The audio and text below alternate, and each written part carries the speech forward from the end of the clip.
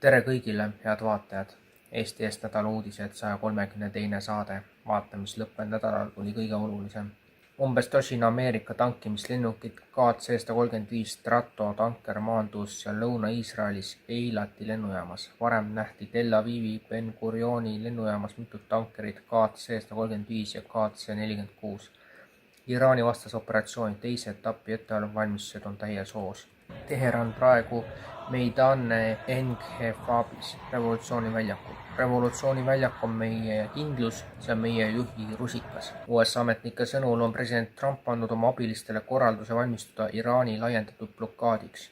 Direktiiv annab märku USA pikaajalisest strateegiast, mis näeb ette režiimi püsiva mereväe ja majandusliku isolatsiooni.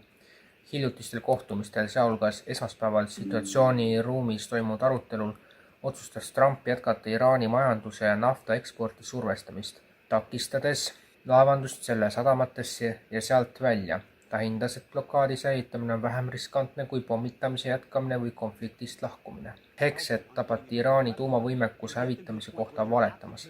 Hekset, Iraani tuumarajadused hävitatud. Smith. Te ütlesite, et pidime selle sõja alustama, sest tuumarelv oli otsene oht. Nüüd te väidate, et see hävitati täielikult.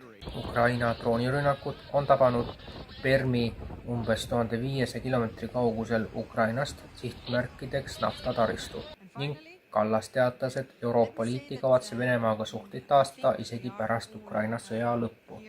Päris saate lõppu veel teatame, et hiljemalt mai lõpust leiab meie saates ka koha surmakuulutuste ettelugemine. Kuidas see välja hakkab nägema, sellest saate siis aimu. Aga ma tänan kõiki, kes eelmisel kuul meie tegevust toetasid ja olenemata sellest, milliseks kujuneb meie elu nädala või 2 pärast, on ka meie uudised eetris järgmisel nädalal. Kõike head!